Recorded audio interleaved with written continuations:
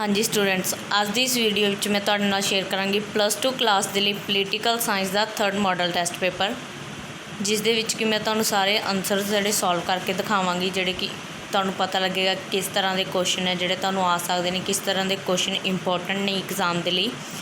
इस तो पहलां वालियां वीडियोज़ भी जो टेस्ट पेपरां दी असीं सॉल्व करके अपलोड कीतियां ने, तुसीं प्लीज़ उन्हां नूं भी देखना कोई, तां जो तुहाडे कोई क्वेश्चन है जिहड़े मिस ना होण ते तुहाडी रिवीजन है जिहड़ी एग्जाम के लिए प्रैपरेशन है वो चंगी तरह हो सके।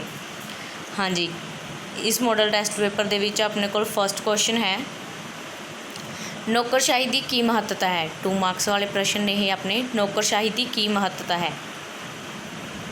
इसका आंसर है जी अपने कोल, नौकरशाही जिसनों आम बोलचाल विच असैनिक अधिकारी वर्ग कहा जाता है, निरपक्ष रह के राज प्रबंध चलाता है तो सरकार दी नीतियां नूं लागू करता है। नौकरशाही की की महत्ता है वो दसता अपने कि नौकरशाही जिसनों आम बोलचाल विच असैनिक अधिकारी वर्ग कहते हैं, निरपक्ष रह के राज प्रबंध चलाता है या प्रशासन चलाता है तुसीं कह सकते हो, और सरकार दी नीतियां नूं लागू करता है। सैकेंड क्वेश्चन है, हित समूहों तो तुहाडा की भाव है। हित समूह की हुंदे हन, जिन्हां व्यक्तियों के कुछ विशेष हित हुंदे हन वो उन्हां दी पूर्ति लई मिल जाते हैं, फिर हित समूहों का निर्माण करते हैं। कि इक्को ही हित वाले जिहड़े कुछ विशेष हितों वाले लोग संगठित तो होकर समूह बनाते हैं, एक संगठन बनाते हैं जिसनों कि हित समूह कहा जाता है। थर्ड क्वेश्चन, संयुक्त राष्ट्र संघ की स्थापना कदों हुई तो इसके कुल किन्ने मुढ़ले मैंबर सन। संयुक्त राष्ट्र की जिहड़ी स्थापना है वो 24 अक्तूबर 1945 नूं हुई सी।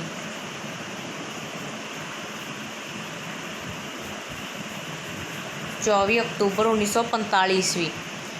इसके जोड़े मुढ़ले मैंबर वो 51 देश सन। 24 अक्तूबर 1945 ईस्वी में संयुक्त राष्ट्र संघ की जी स्थापना हुई सी, और इसके जोड़े मुढ़ले मैंबर से वो 51 देश से 51 देश से। नैक्सट क्वेश्चन, विश्वीकरण के कोई 2 गुण दसो। विश्वीकरण के कोई भी 2 गुण तुसीं लिख सकते हो। इस दे विच आपां लिखिया, भारत में उद्योगिक खेत्रों का विस्तार होया, पूरे विश्व में शांति स्थापित हुई तो आयात निर्यात की नीति विच भी लाभ होया। नैक्सट है अपने को भाग ऐड है, जिस दे विच कि 4 मार्क्स वाले प्रश्न ने जिहड़े अपने करने आपां। फर्स्ट क्वेश्चन है, लोकमत के निर्माण विच विद्यक संस्थावां की भूमिका है। लोकमत नूं जनमत भी कहा जा सकता। जे तुहानूं प्रश्न दे विच लिखिया आ जाए कि जनमत के निर्माण विच विद्यक संस्थावां की भूमिका है, तो तुहाडा आंसर है जिहड़ा वो सिमिलर होएगा, बिकॉज लोकमत ते जनमत इक्को ही चीज़ नूं कहा गया, इक्को ही चीज़ के 2 नाम ने। इसका आंसर है जी अपने को, आधुनिक युग विच वख-वख पद्धर दीआं विद्यक संस्थावां भी प्रैस ते होर साधनां की तरह मददगार हैं।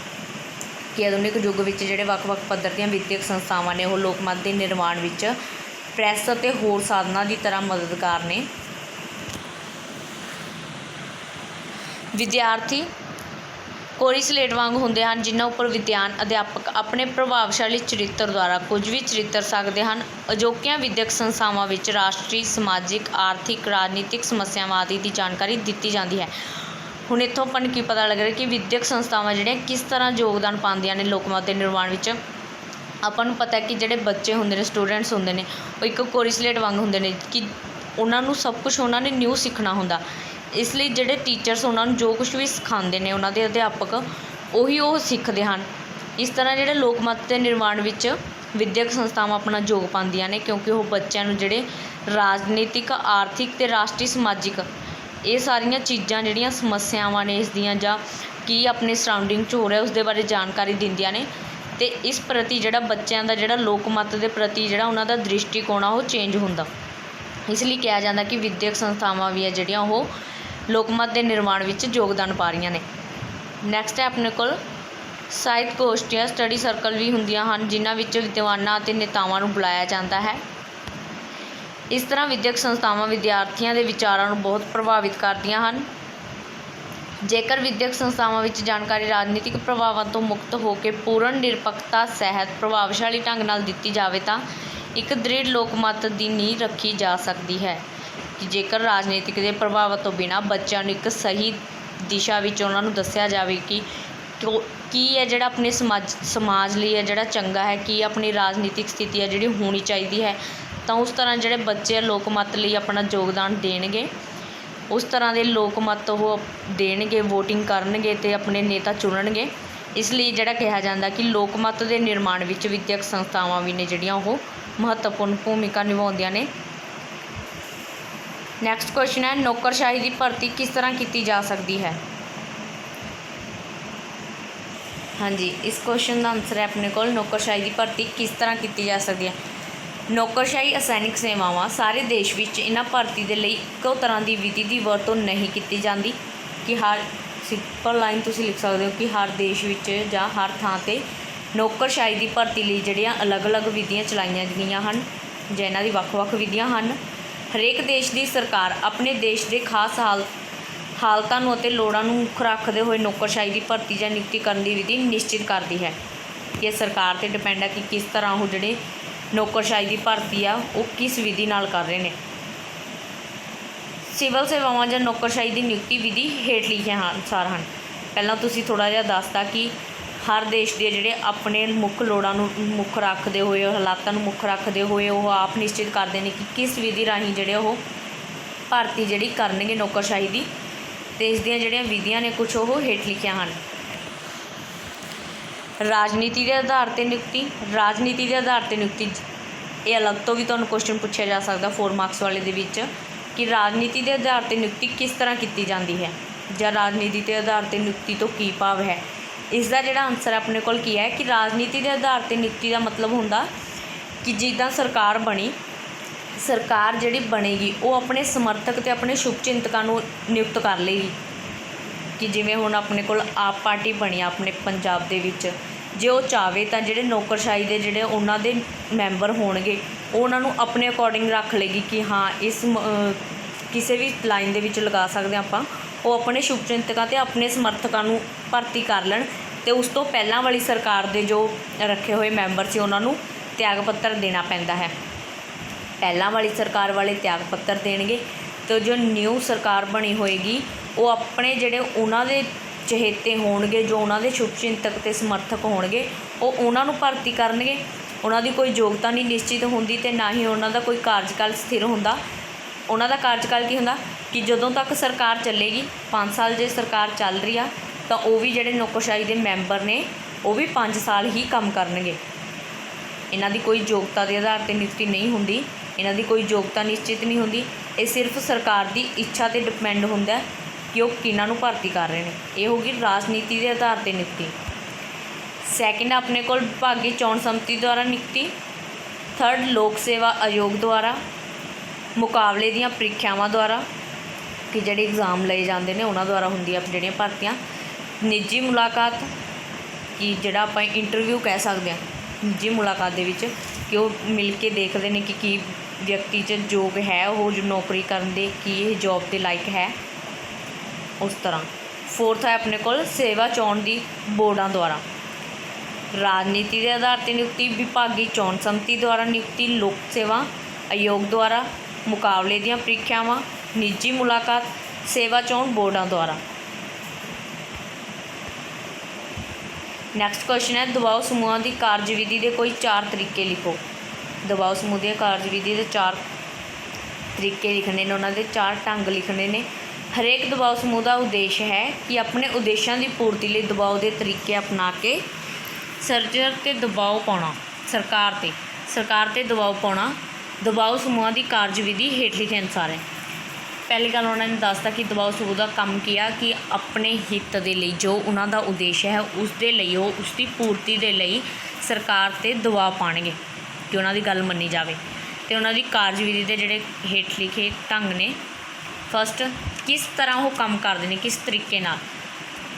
ਬਿਨੇ ਪੱਤਰ ਦੇਣਾ ਕਿ ਬਿਨੇ ਪੱਤਰ ਭੇਜ ਰਹੇ ਨੇ ਉਹ ਸਰਕਾਰ ਨੂੰ ਕਿ ਸਾਡੀ ਇਹ ਮੰਗਾਂ ਨੇ, ਇਹਨਾਂ ਨੂੰ ਪੂਰਾ ਕੀਤਾ ਜਾਵੇ। ਇਸ ਨੂੰ ਜਦੋਂ ਤੁਸੀਂ ਚੰਗੀ ਤਰ੍ਹਾਂ ਐਕਸਪਲੇਨ ਕਰੋਗੇ ਤਾਂ ਲਿਖੋਗੇ। ਦਬਾਓ ਸਮੂਹ ਸਰਕਾਰ 'ਤੇ ਦਬਾਓ ਪਾਉਣ ਲਈ ਸਮੇਂ-ਸਮੇਂ 'ਤੇ ਬਿਨੇ ਪੱਤਰ ਭੇਜਦੇ ਰਹਿੰਦੇ ਹਨ। ਦਬਾਓ ਸਮੂਹਾਂ ਦੇ ਮੈਂਬਰ ਅਤੇ ਉਹਨਾਂ ਦੇ ਸਮਰਥਕਾਂ ਦੁਆਰਾ ਭਾਰੀ ਗਿਣਤੀ ਵਿੱਚ ਤਾਰਾਂ, ਚਿੱਠੀਆਂ ਭੇਜੀਆਂ ਜਾਂਦੀਆਂ ਹਨ। ਇਹਨਾਂ ਰਾਹੀਂ ਸਰਕਾਰ ਨੂੰ ਕੋਈ ਨਿਰਣਾ ਜਾਂ ਫੈਸਲਾ ਲੈਣ ਲਈ ਬੇਨਤੀ ਕੀਤੀ ਜਾਂਦੀ ਹੈ ਕਿ ਬਿਨੇ ਪੱਤਰ ਭੇਜਿਆ ਜਾ ਰਿਹਾ, ਇੱਕ ਚਿੱਠੀ ਲਿਖੀ ਜਾ ਰਹੀ ਹੈ ਜਿਸ ਦੇ ਵਿੱਚ ਉਹਨਾਂ ਨੂੰ ਸਰਕਾਰ ਨੂੰ ਲਿਖਿਆ ਜਾਏਗਾ ਕਿ ਸਾਡੀਆਂ ਇਹ ਮੰਗਾਂ ਨੇ ਜਾਂ ਉਹਨਾਂ 'ਤੇ ਦਬਾਅ ਪਾਇਆ ਜਾਏਗਾ ਕਿ ਕਿਸੇ ਨੀਤੀ ਨੂੰ ਲਾਗੂ ਪ੍ਰਭਾਵਿਤ ਹੋਰ ਕਰਨ ਲਈ, ਜੋ ਸਰਕਾਰ ਨੇ ਕੋਈ ਨੀਤੀ ਬਣਾਈ ਹੈ ਜੇ ਉਸ ਨੂੰ ਪ੍ਰਭਾਵਿਤ ਕਰਨ ਲਈ ਉਹਨਾਂ ਨੇ ਪੱਤਰ ਲਿਖਣਾ, ਉਸ ਦੇ ਲਈ ਇੱਕ ਤਰੀਕਾ ਕੀ ਹੋ ਗਿਆ, ਬਿਨੇ ਪੱਤਰ ਦੇਣਾ। ਸੈਕਿੰਡ ਹੈ ਹੜਤਾਲਾਂ, ਧਰਨੇ ਅਤੇ ਪ੍ਰਦਰਸ਼ਨ ਕਰਨੇ, ਕਿ ਜੇਕਰ ਉਹਨਾਂ ਨੂੰ ਕੋਈ ਉਹਨਾਂ ਦੀ ਮੰਗ ਪੂਰੀ ਨਹੀਂ ਹੋ ਰਹੀ ਜਾਂ ਉਹਨਾਂ ਨੂੰ ਕੋਈ ਨੀਤੀ ਜਿਹੜੀ ਸਰਕਾਰ ਨੇ ਲਾਗੂ ਕਰੀ ਆ ਨਹੀਂ ਉਹਨਾਂ ਦੇ ਹਿੱਤ 'ਚ ਹੈਗੀ, ਤਾਂ ਉਹ ਕੀ ਕਰਨਗੇ, ਹੜਤਾਲਾਂ ਕਰਨਗੇ, ਧਰਨੇ ਅਤੇ ਪ੍ਰਦਰਸ਼ਨ ਕਰਨਗੇ। ਦਬਾਓ ਸਮੂਹ ਆਪਣੇ ਉਦੇਸ਼ਾਂ ਦੀ ਪ੍ਰਾਪਤੀ ਲਈ ਹੜਤਾਲਾਂ, ਧਰਨਿਆਂ ਅਤੇ ਪ੍ਰਦਰਸ਼ਨਾਂ ਦਾ ਵੀ ਸਹਾਰਾ ਲੈ ਸਕਦੇ ਹਨ। ਅਜਿਹੇ ਸਾਧਨ ਆਮ ਕਰਕੇ ਪੇਸ਼ਾਵਰ ਦਬਾਓ ਸਮੂਹਾਂ ਅਤੇ ਵਪਾਰਕ ਸੰਘਾਂ ਦੁਆਰਾ ਵਰਤੇ ਜਾਂਦੇ ਹਨ। ਜਿਵੇਂ ਕਿ ਆਪਾਂ ਇੱਥੇ ਉਦਾਹਰਨ ਲੈ ਸਕਦੇ ਹਾਂ ਕਿਸਾਨਾਂ ਵਾਲੀ, ਕਿ ਕਿਸਾਨਾਂ ਨੇ ਜਿਹੜੇ ਉਹ 3 ਕਾਨੂੰਨ ਆ ਨਹੀਂ ਉਹਨਾਂ ਨੂੰ ਮਨਜ਼ੂਰ ਸੀ ਅਤੇ ਉਹਨਾਂ ਨੇ ਕੀ ਕੀਤਾ ਸੀ, ਹੜਤਾਲਾਂ ਕੀਤੀਆਂ ਸੀ, ਧਰਨੇ ਲਗਾਏ ਸੀ। ਤਾਂ ਇਸ ਤਰ੍ਹਾਂ ਜਿਹੜਾ ਉਹ ਸਰਕਾਰ ਨੂੰ ਪ੍ਰਭਾਵਿਤ ਕਰਨ ਲਈ ਧਰਨੇ ਲਾ ਸਕਦੇ ਨੇ, ਹੜਤਾਲਾਂ ਕਰ ਸਕਦੇ ਨੇ। ਨੈਕਸਟ ਹੈ ਪ੍ਰਚਾਰ ਕਰਨਾ, ਉਹਨਾਂ ਦੇ ਕੰਮ ਕਰਨ ਦਾ ਹੋਰ ਕੀ ਢੰਗ ਆ। ਫਸਟ ਆਪਣੇ ਕੋਲ ਹੋ ਗਿਆ ਵਿਨੈ ਪੱਤਰ ਭੇਜਣਾ, ਸੈਕਿੰਡ ਹੋ ਗਿਆ ਹੜਤਾਲਾਂ ਕਰਨੀਆਂ, ਧਰਨੇ ਲਗਾਉਣੇ, ਥਰਡ ਹੈ ਆਪਣੇ ਕੋਲ ਪ੍ਰਚਾਰ ਕਰਨਾ, ਕਿ ਲੋਕ ਮਤ ਨੂੰ ਪ੍ਰਭਾਵਿਤ ਕਰਨ ਦੇ ਉਦੇਸ਼ ਨਾਲ ਅਤੇ ਸਰਕਾਰ ਉੱਪਰ ਦਬਾਅ ਪਾਉਣ ਦੇ ਉਦੇਸ਼ ਨਾਲ ਕਈ ਦਬਾਓ ਸਮੂਹ ਲੋਕਾਂ ਵਿੱਚ ਪ੍ਰਚਾਰ ਕਰਨ ਦੇ ਸਾਧਨਾਂ ਦਾ ਵੀ ਸਹਾਰਾ ਲੈਂਦੇ ਹਨ, ਕਿ ਉਹ ਲੋਕਾਂ ਦੇ ਵਿੱਚ ਪ੍ਰਚਾਰ ਕਰਦੇ ਨੇ, ਲੋਕਾਂ ਨੂੰ ਜਾਗਰੂਕ ਕਰਦੇ ਨੇ ਪ੍ਰਚਾਰ ਕਰਕੇ। ਫੋਰਥ ਪੁਆਇੰਟ ਹੈ ਰਾਜਨੀਤਿਕ ਦਲਾਂ ਦੇ ਨੇਤਾਵਾਂ, ਵਿਧਾਨ ਮੰਡਲਾਂ ਦੇ ਮੈਂਬਰਾਂ, ਸਰਕਾਰੀ ਅਧਿਕਾਰੀਆਂ ਨਾਲ ਸੰਪਰਕ ਕਾਇਮ ਕਰਨਾ ਅਤੇ ਉਹਨਾਂ ਨੂੰ ਆਪਣੇ ਪੱਖ ਵਿੱਚ ਪ੍ਰਭਾਵਿਤ ਕਰਨ ਦਾ ਯਤਨ ਕਰਨਾ। ਫੋਰਥ ਪੁਆਇੰਟ ਇਹਨਾਂ ਨੇ ਕੀ ਲੈ ਲਿਆ, ਕਿਸ ਤਰ੍ਹਾਂ ਉਹ ਆਪਣੇ ਕੰਮ ਨੂੰ ਕਰਵਾ ਸਕਦੇ ਨੇ। ਤਰੀਕਾ ਕੀ ਆ, ਕਿ ਉਹ ਜਿਹੜੇ ਰਾਜਨੀਤਿਕ ਦਲਾਂ ਦੇ ਨੇਤਾਵਾਂ ਨੇ, ਮੈਂਬਰ ਨੇ, ਵਿਧਾਨ ਮੰਡਲ ਦੇ ਮੈਂਬਰ ਨੇ, ਉਹਨਾਂ ਨਾਲ ਉਹ ਮਿਲ ਕੇ ਸੰਪਰਕ ਕਾਇਮ ਕਰਕੇ ਯਤਨ ਕਰਦੇ ਨੇ ਕਿ ਉਹ ਆਪਣੇ ਪੱਖ ਵਿੱਚ ਹੈ ਜਿਹੜਾ ਉਹਨਾਂ ਨੂੰ ਲਿਆ ਸਕਣ, ਪ੍ਰਭਾਵਿਤ ਕਰਨ ਦਾ ਯਤਨ ਕਰਦੇ ਨੇ। ਵੈਸੇ 4 ਹੀ ਪੁਆਇੰਟ ਲਿਖਣੇ ਸੀ, ਜੇ ਤੁਸੀਂ ਐਕਸਟਰਾ ਪੁਆਇੰਟ ਲਿਖ ਰਹੇ ਹੋ ਤਾਂ ਤੁਸੀਂ ਲਿਖ ਸਕਦੇ ਹੋ ਗੋਸ਼ਟੀਆਂ ਕਰਨਾ। ਇਸ ਦੇ ਵਿੱਚ ਕੀ ਹੈ, ਦਬਾਓ ਸਮੂਹ ਗੋਸ਼ਟੀਆਂ ਭਾਸ਼ਣ, ਵਾਰਤਾਲਾਪ, ਸੈਮੀਨਾਰਾਂ ਰਾਹੀਂ ਜਨਤਾ ਅਤੇ ਸਰਕਾਰ ਦੇ ਸਾਹਮਣੇ ਆਪਣੇ ਪ੍ਰਭਾਵ ਪੇਸ਼ ਕਰਨਾ ਹੈ। ਗੋਸ਼ਟੀਆਂ ਕਰਨਾ ਮੀਨਸ ਲਗਾ ਸਕਦੇ ਆਪਾਂ ਕਿ ਕੋਈ ਮੀਟਿੰਗ ਕਰਨਾ ਜਾਂ ਕੋਈ ਭਾਸ਼ਣ ਦੇਣਾ, ਇਕੱਠ ਕਰਕੇ ਅਤੇ ਸੈਮੀਨਾਰ ਇਕੱਠੇ ਕਰਕੇ ਲੋਕਾਂ ਨੂੰ ਸੈਮੀਨਾਰ ਰਾਹੀਂ ਜਨਤਾ ਅਤੇ ਸਰਕਾਰ ਦੇ ਸਾਹਮਣੇ ਆਪਣੇ ਪ੍ਰਭਾਵ ਪੇਸ਼ ਕਰਦੇ ਹਨ। ਨੈਕਸਟ ਹੈ ਕੁਐਸਚਨ, ਜਾਤੀ ਦਬਾਓ ਸਮੂਹ ਕੀ ਹੁੰਦੇ ਹਨ। ਕਈ ਮਨੁੱਖੀ ਸਮਾਜਾਂ ਵਿੱਚ ਜਾਤੀ ਦੇ ਆਧਾਰ 'ਤੇ ਮਨੁੱਖੀ ਵੰਡ ਪਾਈ ਜਾਂਦੀ ਹੈ। ਸਾਡੇ ਆਪਣੇ ਹੀ ਦੇਸ਼ ਵਿੱਚ ਅਨੇਕਾਂ ਹੀ ਜਾਤੀਆਂ ਦੀ ਹੋਂਦ ਹੈ। ਸਾਡੀ ਪਰੰਪਰਾ ਅਨੁਸਾਰ ਜਾਤੀ ਦਾ ਨਿਰਧਾਰਨ ਜਨਮ ਦੇ ਆਧਾਰ 'ਤੇ ਹੁੰਦਾ ਹੈ। ਜਨਮ ਮਗਰੋਂ ਬੱਚੇ ਨੂੰ ਉਸ ਜਾਤੀ ਨਾਲ ਸੰਬੰਧਿਤ ਮੰਨਿਆ ਜਾਂਦਾ ਹੈ ਜਿਸ ਜਾਤੀ ਨਾਲ ਉਸਦੇ ਮਾਤਾ ਪਿਤਾ ਸੰਬੰਧ ਹੋਣ। ਪਹਿਲਾਂ ਦੱਸਤਾ ਕਿ ਜਾਤੀ ਕੀ ਹੁੰਦੀ ਹੈ, ਉਸ ਤੋਂ ਬਾਅਦ ਆਪਾਂ ਦੱਸਾਂਗੇ ਕਿ ਜਾਤੀ ਸਮੂਹ ਕੀ ਹੁੰਦਾ ਹੈ। ਫਸਟਲੀ ਦੱਸਤਾ ਕਿ ਹਰ ਇੱਕ ਮਨੁੱਖੀ ਸਮਾਜਾਂ ਵਿੱਚ ਜਿਹੜਾ ਜਾਤੀ ਦੇ ਆਧਾਰ 'ਤੇ ਮਨੁੱਖ ਦੀ ਵੰਡ ਕੀਤੀ ਜਾਂਦੀ ਹੈ, ਕਿ ਜਿਸ ਬੱਚੇ ਦੇ ਜਨਮ ਤੋਂ ਹੀ ਨਿਰਧਾਰਿਤ ਹੋ ਜਾਂਦਾ ਕਿ ਜਿਸ ਜਾਤੀ ਵਿੱਚ ਉਸਨੇ ਜਨਮ ਲਿਆ, ਜਿਸ ਜਾਤ ਨਾਲ ਉਸਦੇ ਮਾਤਾ ਪਿਤਾ ਸੰਬੰਧ ਰੱਖਦੇ ਹਨ, ਉਸੀ ਜਾਤ ਨਾਲ ਹੈ ਜਿਹੜਾ ਬੱਚਾ ਵੀ ਸੰਬੰਧ ਰੱਖੇਗਾ। ਸਾਡੇ ਦੇਸ਼ ਵਿੱਚ ਅਨੁਸੂਚਿਤ ਜਾਤੀਆਂ ਦੀ ਹੋਂਦ ਹੈ। ਇਹ ਉਹ ਜਾਤੀਆਂ ਹਨ ਜਿਨ੍ਹਾਂ ਨੂੰ ਸਰਕਾਰੀ ਸੂਚੀ ਵਿੱਚ ਸ਼ਾਮਿਲ ਕੀਤਾ ਗਿਆ ਹੈ।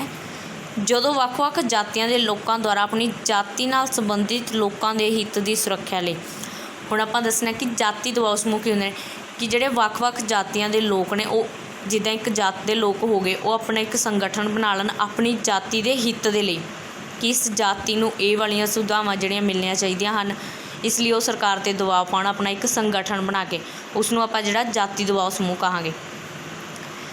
ਦਬਾਓ ਸਮੂਹ ਬਣਾਏ ਜਾਂਦੇ ਹਨ ਤਾਂ ਉਹਨਾਂ ਦਬਾਓ ਸਮੂਹਾਂ ਨੂੰ ਜਾਤੀ ਦਬਾਓ ਸਮੂਹ ਕਿਹਾ ਜਾਂਦਾ ਹੈ। ਜਾਤੀ ਦਬਾਓ ਸਮੂਹਾਂ ਦੀ ਹੋਂਦ ਉਹਨਾਂ ਦੇਸ਼ਾਂ ਵਿੱਚ ਮਿਲਦੀ ਹੈ ਜਿੱਥੇ ਵੱਖ-ਵੱਖ ਜਾਤੀਆਂ ਦੇ ਲੋਕ ਵਸਦੇ ਹਨ।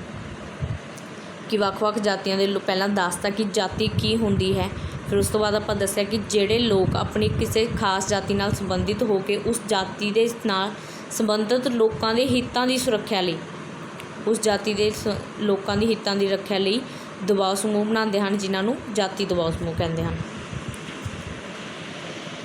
ਨੈਕਸਟ ਹੈ ਕੁਐਸਚਨ, ਨਿਸ਼ਸਤਰੀਕਰਨ ਸੰਬੰਧੀ ਭਾਰਤ ਦਾ ਦ੍ਰਿਸ਼ਟੀਕੋਣ ਕੀ ਹੈ। ਭਾਰਤ ਨੇ ਪਹਿਲਾ ਪਰਮਾਣੂ ਧਮਾਕਾ 1974 ਵਿੱਚ ਕੀਤਾ ਸੀ। ਨਿਸ਼ਸਤਰੀਕਰਨ ਕੀ ਹੁੰਦਾ, ਨਿਸ਼ਸਤਰੀਕਰਨ ਤੋਂ ਕੀ ਭਾਵ ਹੈ ਕਿ ਹਥਿਆਰਾਂ ਦੀ ਜਿਹੜੀ ਪੂਰੇ ਸੰਸਾਰ ਵਿੱਚ ਖਤਮ ਕਰਨਾ, ਹਥਿਆਰਾਂ ਨੂੰ ਖਤਮ ਕਰਨਾ ਜਾਂ ਪਰਮਾਣੂ ਸ਼ਕਤੀ ਅਤੇ ਪਰਮਾਣੂ ਹਥਿਆਰਾਂ 'ਤੇ ਰੋਕ ਲਗਾਉਣੀ। ਭਾਰਤ ਨੇ ਪਹਿਲਾ ਪਰਮਾਣੂ ਧਮਾਕਾ 1974 ਵਿੱਚ ਕੀਤਾ ਸੀ। ਇਸ ਤੋਂ ਬਾਅਦ 1998 ਵਿੱਚ ਭਾਰਤ ਨੇ ਪੋਖਰਨ ਵਿਖੇ 5 ਹੋਰ ਪਰਮਾਣੂ ਧਮਾਕੇ ਕੀਤੇ ਸਨ। ਇਹਨਾਂ ਪਰਮਾਣੂ ਧਮਾਕਿਆਂ ਦੇ ਸਿੱਟੇ ਵਜੋਂ ਭਾਰਤ ਵਿਸ਼ਵ ਦੀ ਪਰਮਾਣੂ ਸ਼ਕਤੀ ਬਣ ਗਿਆ।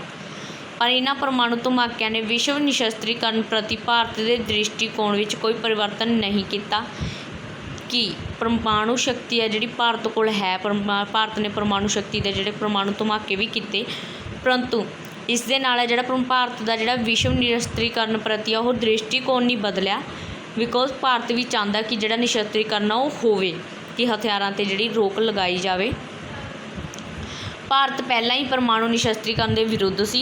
गैर परमाणु निशस्त्रीकरण भी भारत की विदेश नीति की महत्वपूर्ण विशेषता है, पर इस दृष्टिकोण के बावजूद भी भारत ने व्यापक परीक्षण रोक संधि ते दस्तखत नहीं किए कि हाँ भारत चाहता कि निशस्त्रीकरण होवे, कि हथियारों की जिहड़ी खत्म है वो किया जाए, हथियारों संसार विचों परमाणु शक्ति ते रोक लगे। परंतु भारत ने जिहड़ा CTBT परमाणु समझौता जिहड़ा उसके उत्ते दस्तखत नहीं किए। क्यों नहीं किए, वो वाला रीजन आपां ने किता भी होया। आपां नूं पता कि भारत का ही मत है कि ये संधि परमाणु शक्तियों के पक्ष विच है। भारत समझदा कि परमाणु समझौते का जिहड़ा अप्रत्यक्ष उद्देश आ वो की आ कि जिहड़े परमाणु शक्तियां वाले देश ने वो परमाणु रहत देशों उत्ते जिहड़ा धौंस जमान उन्होंने, क्योंकि वो तो अगे परमाणु शक्ति जी नहीं बना सकते फिर जदों निशस्त्रीकरण हो जाएगा। फिर इसलिए जोड़े परमाणु शक्ति वाले देश होंगे वो परमाणु रहत हथियार देशों वालों अपना गुलाम बनाएंगे तो उन्होंने जोड़े कुदरती साधन ने उन्होंने प्रयोग करनगे। इसलिए जोड़े भारत ने परमाणु समझौते ते दस्तखत नहीं किए हैगे हुण तक, परंतु जोड़ा भारत वो निशस्त्रीकरण के विरोध में नहीं है, उसका पक्ष विच है। भारत पूर्ण परमाणु निशस्त्रीकरण का समर्थक है। भारत ने संयुक्त राष्ट्र के दूजे अंतरराष्ट्रीय मंचों पर निशस्त्रीकरण संबंधी हमेशा महत्वपूर्ण भूमिका निभाई है। भारत परमाणु शक्ति को शांतमई मतलब लिए वरतन के पक्ष में है, कि भारत चाहता है कि निशस्त्रीकरण इसलिए होवे तां जो देश में शांति बनी रहे, तो हमेशा तो इसके पक्ष में महत्वपूर्ण भूमिका भारत ने निभाई है।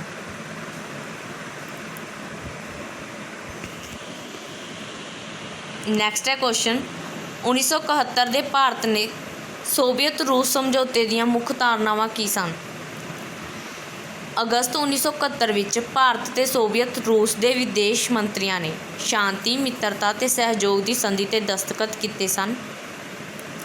सन याद रखना 1971 1971 दे विच भारत ते सोवियत रूस के विदेश मंत्रियों किन्हां ने, भारत ते सोवियत रूस जिहड़े दोनों देशों के विदेश मंत्रियों ने शांति सहयोग ते मित्रता की संधि ते दस्तखत किए सन। यह संधि मास्को विच की गई। इस संधि ने कुल 11 अनुच्छेद सन। इस संधि के जिहड़े कुल 11 अनुच्छेद सी, जिन्हां विच मुख्य इस तरह सन, कुछ दसते इन्हां दीयां धारनावां की सी, मुख्य उद्देश की सी। दोवें देश वर्तमान आपसी मित्रतापूर्ण संबंधां नूं कायम रखण ते विकसित करन लई यतनशील, कि दोवें देश है जिहड़े आपसी मित्रतापूर्ण संबंधां नूं जिहड़ा कायम रखणगे ते विकसित करन लई यतनशील हन। सैकेंड पॉइंट, दोहां देशों नूं यह विश्वास है कि आधुनिक विश्व दीयां जिहड़ियां समस्यावां दा हल है दुश्मनी नाल नहीं सगों सहयोग नाल होवेगा, कि दोवें देशों की सोच है जिहड़ी इस तरह की जिहड़े आधुनिक विश्व दीयां समस्यावां ने उन्हां नूं हल करन लई जिहड़ी दुश्मनी नहीं सगों मित्रता नाल सहयोग नाल उन्हां नूं हल किया जा सकदा। थर्ड पॉइंट, ਵੱਖ-ਵੱਖ राजनीतिक ते समाजिक व्यवस्थावां वाले राज्यां विच शांतिपूर्ण सहहोंद ते सहयोग के सिद्धांतां ते योग दा विश्वास है।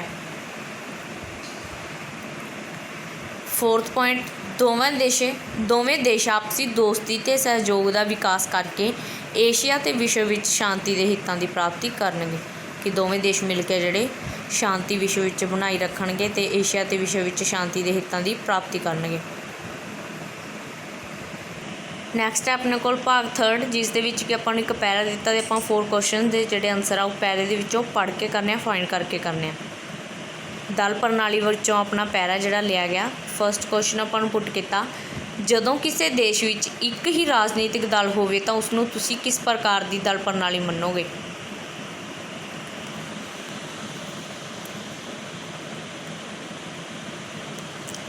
पैरे दे विचों पढ़ के तुसीं आंसर करना कि किस तरह की दल प्रणाली होएगी।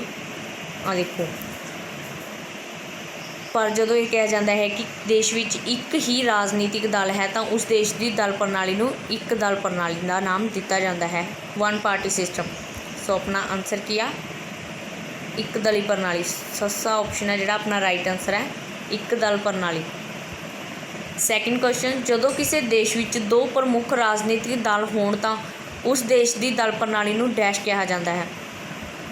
ਜੇਕਰ ਕਿਸੇ ਦੇਸ਼ ਵਿੱਚ ਦੋ ਪ੍ਰਮੁੱਖ ਰਾਜਨੀਤਿਕ ਦਲ ਹੋਣ ਤਾਂ ਉਸ ਦੇਸ਼ ਦੀ ਦਲ ਪ੍ਰਣਾਲੀ ਨੂੰ ਦੋ ਦਲੀ ਪ੍ਰਣਾਲੀ, ਟੂ ਪਾਰਟੀ ਸਿਸਟਮ ਕਿਹਾ ਜਾਂਦਾ ਹੈ, ਦੋ ਦਲੀ ਪ੍ਰਣਾਲੀ। ਸੋ ਆਪਣਾ ਇੱਥੇ ਆਨਸਰ ਆ ਗਿਆ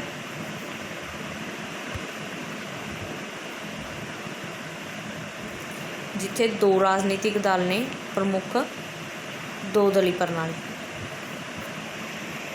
ਥਰਡ ਕੁਐਸਚਨ ਹੈ, ਦਲ ਪ੍ਰਣਾਲੀ ਦਾ ਰੂਪ ਕਿਸੇ ਦੇਸ਼ ਵਿੱਚ ਮੌਜੂਦ ਰਾਜਨੀਤਿਕ ਦਲਾਂ ਦੀ ਗਿਣਤੀ 'ਤੇ ਨਿਰਭਰ ਕਰਦਾ ਹੈ, ਸਹੀ ਜਾਂ ਗਲਤ? ਹੁਣ ਆਪਣੇ ਜਿਹੜੇ ਦਿੱਤੇ ਨੇ ਇਹਨਾਂ ਦੇ ਵਿੱਚੋਂ ਆਪਾਂ ਪਹਿਲੇ ਵਿੱਚੋਂ ਰੀਡ ਕਰਦੇ ਹਾਂ। ਪਰ ਰਾਜਨੀਤਿਕ ਦਲਾਂ ਦੇ ਰੂਪ ਦੀਆਂ ਵਿਚਾਰਤਾਵਾਂ ਅਤੇ ਉਹਨਾਂ ਦੇ ਸਿਧਾਂਤਕ ਨੀਤੀਆਂ ਤੇ ਦਲ ਪ੍ਰਣਾਲੀ ਦਾ, ਸੈਕਿੰਡ ਲਾਈਨ, ਦਲ ਪ੍ਰਣਾਲੀ ਦਾ ਰੂਪ ਕਿਸੇ ਦੇਸ਼ ਵਿੱਚ ਮੌਜੂਦ ਰਾਜਨੀਤਿਕ ਦਲਾਂ ਦੀ ਗਿਣਤੀ 'ਤੇ ਨਿਰਭਰ ਕਰਦਾ ਹੈ। ਮੀਨਸ ਕਿ ਦਲ ਪ੍ਰਣਾਲੀ ਦਾ ਰੂਪ ਕਿਸੇ ਦੇਸ਼ ਵਿੱਚ ਮੌਜੂਦ ਰਾਜਨੀਤਿਕ ਦਲਾਂ ਦੀ ਗਿਣਤੀ 'ਤੇ ਨਿਰਭਰ ਕਰਦਾ ਹੈ, ਸਹੀ। ਆਪਣਾ ਆਨਸਰ ਕੀ ਹੋ ਗਿਆ ਇੱਥੇ? ਸਹੀ, ਕਿ ਹਾਂ ਰਾਜਨੀਤਿਕ ਦਲਾਂ ਦੀ ਗਿਣਤੀ 'ਤੇ ਨਿਰਭਰ ਕਰਦਾ ਹੈ। ਨੈਕਸਟ ਕੁਐਸਚਨ ਪੁੱਟ ਕੀਤਾ, ਬਹੁਦਲ ਪ੍ਰਣਾਲੀ ਤੋਂ ਕੀ ਭਾਵ ਹੈ? ਜਦੋਂ ਕਿਸੇ ਦੇਸ਼ ਵਿੱਚ ਦੋ ਤੋਂ ਵੱਧ ਰਾਜਨੀਤਿਕ ਦਲਾਂ ਦੀ ਹੋਂਦ ਹੁੰਦੀ ਹੈ ਉਸ ਦੇਸ਼ ਦੀ ਦਲ ਪ੍ਰਣਾਲੀ ਨੂੰ ਬਹੁਦਲ ਪ੍ਰਣਾਲੀ ਦਾ ਨਾਮ ਦਿੱਤਾ ਜਾਂਦਾ ਹੈ। ਲਾਸਟ ਲਾਈਨ ਦੇ ਵਿੱਚ ਆਪਣਾ ਆਨਸਰ ਆ ਕਿ ਬਹੁਦਲ ਪ੍ਰਣਾਲੀ ਤੋਂ ਕੀ ਭਾਵ ਹੈ। ਨੈਕਸਟ ਨੇ ਭਾਗ ਚੌਥੇ ਦੇ ਵਿੱਚ ਆਪਣੇ ਕੋਲ ਲੌਂਗ ਕੁਐਸਚਨ, ਰਾਜਨੀਤਿਕ ਕਾਰਜਪਾਲਿਕਾ ਤੋਂ ਕੀ ਭਾਵ ਹੈ? ਆਧੁਨਿਕ ਲੋਕਤੰਤਰੀ ਰਾਜ ਵਿੱਚ ਇਸ ਦੀ ਭੂਮਿਕਾ ਦੀ ਵਿਆਖਿਆ ਕਰੋ। ਫਸਟਲੀ ਤੁਸੀਂ ਦੱਸਣਾ ਕਿ ਰਾਜਨੀਤਿਕ ਕਾਰਜਪਾਲਿਕਾ ਹੁੰਦੀ ਕੀ ਹੈ। ਤੁਹਾਡੇ ਕੋਲ ਇਹ ਤੁਹਾਡੀ ਬੁੱਕ ਦੇ ਵਿੱਚ ਆਨਸਰ ਹੈਗਾ 4 ਮਾਰਕਸ ਵਾਲੇ ਦੇ ਵਿੱਚ, ਉੱਥੋਂ ਤੁਸੀਂ ਰੀਡ ਕਰਨਾ। ਅਤੇ ਆਧੁਨਿਕ ਲੋਕਤੰਤਰ ਰਾਜ ਵਿੱਚ ਇਸ ਦੀ ਭੂਮਿਕਾ ਮੀਨਸ ਇਸ ਦੇ ਕੰਮ ਕਾਰਜ। ਜਦੋਂ ਤੁਹਾਨੂੰ ਪੁੱਛਿਆ ਕਿ ਭੂਮਿਕਾ ਕੀ ਹੈ ਤਾਂ ਉਸ ਦੇ ਵਿੱਚ ਤੁਸੀਂ ਜਿਹੜਾ ਆਨਸਰ ਆ ਕਿ ਉਸਦੇ ਕੀ ਕੰਮ ਹਨ, ਉਸਦੇ ਕੀ ਕਾਰਜ ਹਨ, ਚਾਹੇ ਕੰਮ ਲਿਖਿਆ ਹੋਵੇ, ਕਾਰਜ ਲਿਖਿਆ ਹੋਵੇ, ਚਾਹੇ ਭੂਮਿਕਾ ਲਿਖਿਆ ਹੋਵੇ, ਤਿੰਨਾਂ ਦੇ ਵਿੱਚੋਂ ਕੋਈ ਵੀ ਵਰਡ ਯੂਜ਼ ਹੋਵੇ, ਤੁਸੀਂ ਜਿਹੜੇ ਉਸ ਲੋਕਤੰਤਰੀ ਰਾਜ ਵਿੱਚ ਜਿਹੜੇ ਰਾਜਨੀਤਿਕ ਕਾਰਜਪਾਲਿਕਾ ਦੇ ਕੰਮ ਹੀ ਲਿਖਣੇ ਨੇ। ਕਿਸੇ ਵੀ ਨੌਕਰਸ਼ਾਹੀ ਦੇ ਪੁੱਛੇ ਹੋਣ ਕਿ ਨੌਕਰਸ਼ਾਹੀ ਦੀ ਕੀ ਭੂਮਿਕਾ ਹੈ ਤਾਂ ਤੁਸੀਂ ਇਹ ਜਿਹੜਾ ਉਸਦੇ ਕਾਰਜ ਕੀ ਨੇ, ਉਸਦੇ ਕੰਮ ਕੀ ਨੇ, ਉਹੀ ਲਿਖਣਾ ਹੋਏਗਾ। ਨੈਕਸਟ ਹੈ, ਲੋਕਮਤ ਤੋਂ ਤੁਹਾਡਾ ਕੀ ਭਾਵ ਹੈ? ਲੋਕਮਤ ਦੀਆਂ ਕੁਝ ਮਹੱਤਵਪੂਰਨ ਪਰਿਭਾਸ਼ਾਵਾਂ ਦੱਸੋ। ਇਸ ਦੇ ਵਿੱਚ ਫਸਟਲੀ ਤੁਹਾਨੂੰ ਪਤਾ ਹੋਣਾ ਚਾਹੀਦਾ ਕਿ ਲੋਕਮਤ ਤੋਂ ਭਾਵ ਕੀ ਹੈ। ਲੋਕਮਤ ਤੋਂ ਭਾਵ ਕੀ ਹੁੰਦਾ? ਲੋਕਮਤ ਤੋਂ ਭਾਵ, ਚਾਹੇ ਇੱਥੇ ਜਨਮਤ ਲਿਖਿਆ ਹੁੰਦਾ ਤਾਂ ਵੀ ਤੁਹਾਡਾ ਆਨਸਰ ਹੈ ਜਿਹੜਾ ਸਿਮਿਲਰ ਹੋਣਾ ਸੀ। ਲੋਕਮਤ ਤੋਂ ਭਾਵ ਜਨਤਕ ਜਾਂ ਸਰਵਜਨਕ ਮਾਮਲਿਆਂ ਉੱਤੇ ਲੋਕਾਂ ਦੀ ਰਾਏ ਨੂੰ ਆਖਦੇ ਹਨ। ਲੋਕਮਤ ਤੋਂ ਭਾਵ ਜਨਤਕ ਮਾਮਲਿਆਂ ਉੱਤੇ ਲੋਕਾਂ ਦੀ ਰਾਏ ਨੂੰ ਆਖਦੇ ਹਨ। ਲੋਕਮਤ ਲਈ ਇੱਕ ਆਮ ਸਹਿਮਤੀ ਹੋਣੀ ਚਾਹੀਦੀ ਹੈ ਜਿਸ ਦਾ ਮਨੋਰਥ ਹੈ, ਜਿਸ ਦਾ ਕਿ ਮੰਤਵ ਆ ਜਨਤਾ ਦਾ ਕਲਿਆਣ, ਕਿ ਲੋਕਾਂ ਦੀ ਇੱਕ ਰਾਏ ਹੋਵੇ ਅਤੇ ਜਿਸ ਦਾ ਮਨੋਰਥ ਕੀ ਹੋਵੇ, ਲੋਕਾਂ ਦੀ ਭਲਾਈ ਹੋਵੇ, ਲੋਕਾਂ ਦਾ ਕਲਿਆਣ ਹੋਵੇ। ਇਸ ਤੋਂ ਇਲਾਵਾ ਜਿਹੜੀਆਂ ਤੁਹਾਡੀ ਬੁੱਕ ਦੇ ਵਿੱਚ ਲੋਕਮਤ ਦੀਆਂ ਪਰਿਭਾਸ਼ਾਵਾਂ ਦਿੱਤੀਆਂ ਨੇ ਤੁਸੀਂ ਉਹ ਯਾਦ ਕਰੋਗੇ। ਨੈਕਸਟ ਆ ਕੁਐਸਚਨ, ਰਾਸ਼ਟਰੀ ਏਕੀਕਰਨ ਦੀ ਪਰਿਭਾਸ਼ਾ। ਭਾਰਤ ਵਿੱਚ ਇਸ ਦੀਆਂ ਸਮੱਸਿਆਵਾਂ ਨੂੰ ਹੱਲ ਕਰਨ ਲਈ ਸੁਝਾਅ ਲਿਖੋ ਜਾਂ ਉਪਾਅ ਲਿਖੋ, ਉਸ ਦਾ ਆਨਸਰ ਕਰਨਾ ਤੁਸੀਂ। ਨੈਕਸਟ ਹੈ, ਭਾਰਤ ਅਤੇ ਪਾਕਿਸਤਾਨ ਦੇ ਆਪਸੀ ਸੰਬੰਧਾਂ ਦੀ ਵਿਆਖਿਆ ਕਰੋ। ਇਸ ਦੇ ਵਿੱਚ ਤੁਸੀਂ ਸਾਰਾ ਐਡ ਕਰਨਾ ਕਿ ਭਾਰਤ ਪਾਕਿਸਤਾਨ ਦੇ ਸੰਬੰਧ ਜਿਹੜੇ ਪਹਿਲਾਂ ਕਿਵੇਂ ਦੇ ਸੀ, ਹੁਣ ਕਿਵੇਂ ਦੇ ਨੇ, ਅਤੇ ਇਸ ਦਾ ਭਵਿੱਖ ਕੀ ਹੋਏਗਾ। ਇਸ ਦੇ ਵਿੱਚ ਜਿਹੜੇ ਆਪਣੇ ਕਸ਼ਮੀਰ ਦੀ ਸਮੱਸਿਆ, ਕਾਰਗਿਲ ਦਾ ਯੁੱਧ, ਅੰਦਰੂਨੀ ਮਾਮਲਿਆਂ ਵਿੱਚ ਦਖਲ ਜਾਂ ਜਿਹੜੇ ਸਮਝੌਤੇ ਜਿਹੜੇ ਭਾਰਤ ਪਾਕਿਸਤਾਨ ਦੇ ਵਿੱਚ ਹੋਏ ਨੇ, ਸ਼ਿਮਲਾ ਸਮਝੌਤਾ ਜਾਂ ਹੋਰ ਵੀ ਕਈ ਸਮਝੌਤੇ ਨੇ, ਉਹ ਵਾਲੇ ਸਾਰੇ ਪੁਆਇੰਟ ਤੁਸੀਂ ਇਸ ਦੇ ਵਿੱਚ ਐਡ ਕਰਨੇ ਨੇ। ਐਟਲੀਸਟ ਤੁਹਾਡੇ 8-9 ਪੁਆਇੰਟ ਜਿਹੜੇ ਲੌਂਗ ਕੁਐਸਚਨ ਦੇ ਵਿੱਚ ਹੋਣੇ ਚਾਹੀਦੇ ਨੇ 6 ਮਾਰਕਸ ਦੇ ਲਈ। ਇਹ ਸੀ ਜੀ model test paper, 3rd model test paper ਸੀ +2 ਕਲਾਸ ਲਈ ਪੋਲੀਟੀਕਲ ਸਾਇੰਸ ਦਾ। Thank you students for watching video.